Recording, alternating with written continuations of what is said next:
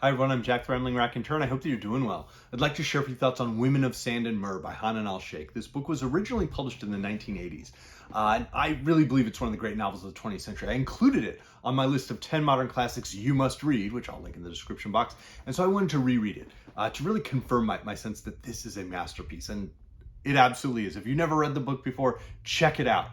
It's set in the 1980s, and it's one of the first books in the 20th century that really delve into the interiority of the lives of women in Western Asia or Northern Africa, Arab women.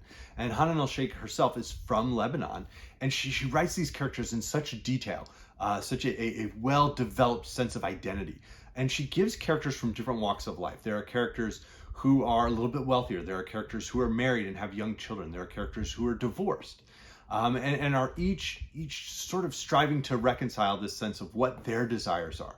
What is their identity? What do they hope for? What do they hope for from their family? What do they hope for from their daily lives? And then what are the barriers that they encounter? What are the barriers that exist in their marital relationships? In their relationships with their family, with their parents? What are the barriers that exist within sort of their economic freedom or their ability to travel? All of those are explored in really exquisite detail. And the lives just feel so realized. So, like, as I said, this book is absolutely excellent, and I cannot recommend it highly enough. I do want to give a sense of sort of Hanan al-Shaykh's writing.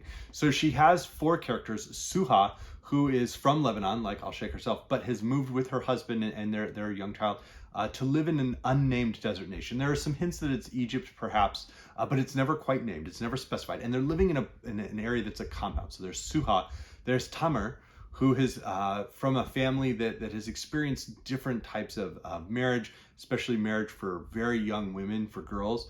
And she has sort of had that experience and now has been divorced multiple times and is trying to figure out what does she want to do? How does she want to find meaning by perhaps opening up a business? And then there is Suzanne, who is also living here as an immigrant like Suha, but is from the US and is involved in a relationship with an Arab man, but is finding like the barriers that she finds across that cross-cultural relationship.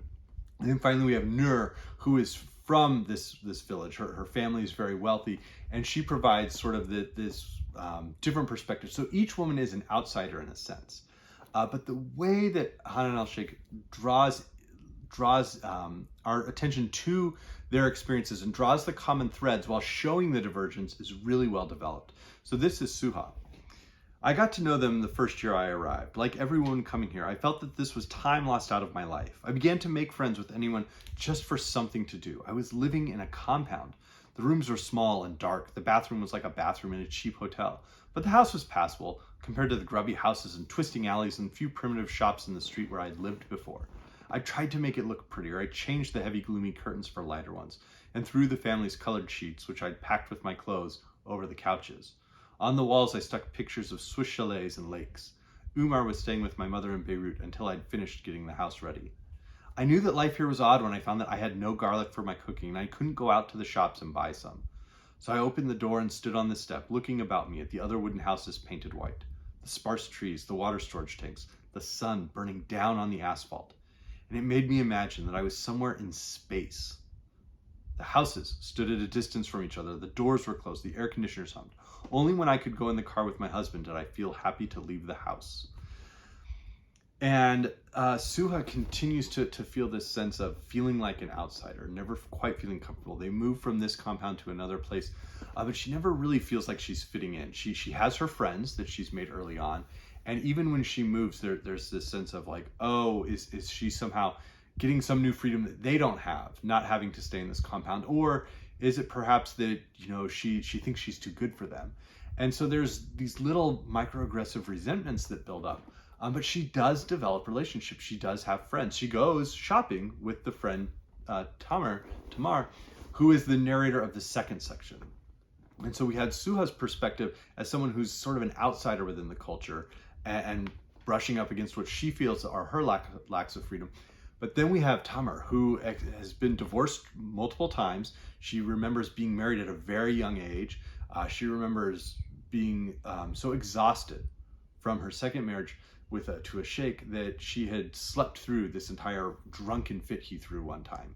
And so she has all these experiences, and her narrative is very interesting because it intersperses her drive to try and sort of find meaning in her own life, to push forward and say, hey, I want to open a business, and how do I go about doing that?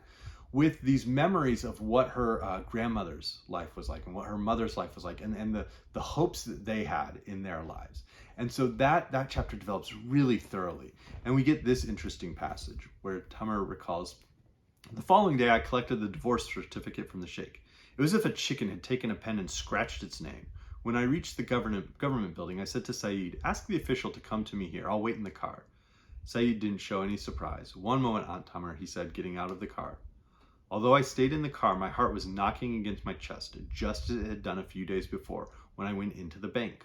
On that occasion, I'd known that what I was doing was wrong. I was probably the first woman to cross its threshold, but women went into shops and stores and bought things. Who was going to stop me? The thick black cover was over my face. Through it, I could see all the eyes, all the bodies. Nobody said to me, you're not allowed to come in. And I went forward confidently and handed the man a paper. He went away for a little while, then came back and asked me if I had my identity card with me. I said yes, thinking a few seconds and this tension will be over, but then he told me that my money was in Muhammad's name. I gasped. He's my son, I cried. He'll have to come and see us himself, said the official. I went out of the bank, wondering why Rashid had entered my money in the name of my son, who'd been 5 years old when my father died and had left it to me. And so even beneath her abaya, Tamar is experiencing this sense of shame, this question around, I'm an adult. Why don't I have these freedoms? If I want to open a business, well, why can't I do that? And her brother and her son have to, in a sense, give her permission to be able to do these things. When she opens the business, and it's frankly a success, she encounters these difficulties around if someone wants to come visit, all the women have to recover themselves, or they have to step out of the room before her brother or her son could come into the space. And so those aspects of her life are really, just indelibly sketched in by Hanan Al-Shaykh. Now, Suzanne is an interesting one because we've had different perspectives of women who are Arab who are having these experiences, but now we have someone who's a true outsider in this land, who's is even farther removed from the experiences of Suha and Tamar. And so Suzanne has a very interesting perspective, but what her chapter serves to do is to really reveal the romantic relationships that have been described in the previous chapters, and to throw them into a different perspective, to reveal the side of what is it that her lover tells her he desires? What is it that she realizes he desires?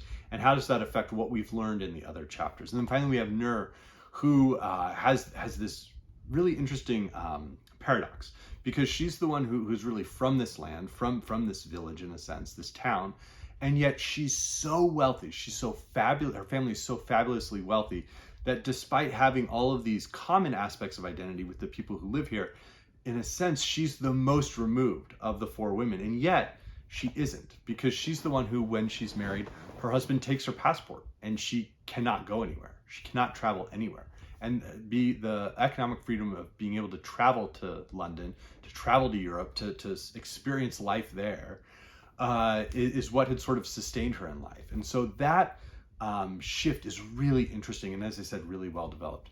The other aspect of the book that continues to be, in a sense, provocative was the way that the relationships were sketched here. Hanan Al-Shaykh in an earlier novel had her work banned because of the frank description of sexuality.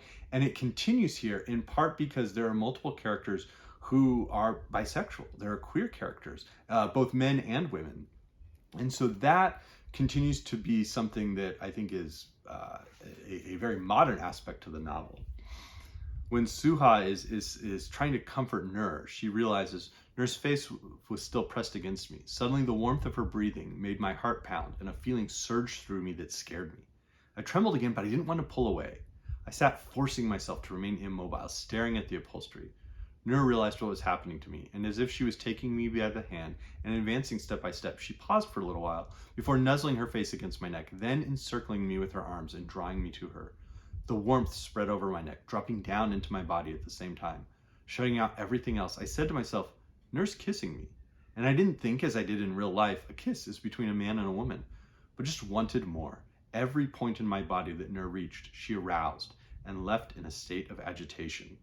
My muscles didn't stay tensed up, and as they relaxed, I found myself lying back on the bed, then in a rhythmic movement, started up, which made me dizzy from the different sensation of pleasure it produced in me. It was a beautiful, purely instinctual rhythm, which seemed to take off and fly like the wisps of steam still floating about the room.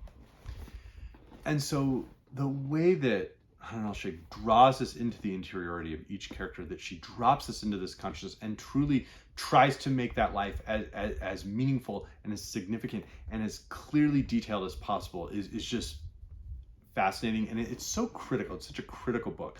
So I recommend reading this. Certainly it recalls Celestial Bodies by Jokha Alharthi, who was, I believe, the first writer from Oman to be, or the first woman writer from Oman to be translated into English. And this really acts as almost an update of what's happening in Women of Sand and Myrrh, and reveals very similar parallels for the characters here. And in this case, across several generations as the economy of Oman changes.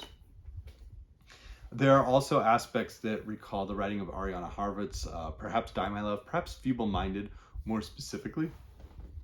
Certainly the writing, the stories of Alifa Rifat, Distant View of a Minaret, in part, many of these stories set in rural parts of Egypt, and stories that involve queer identity for Arab women are paralleled.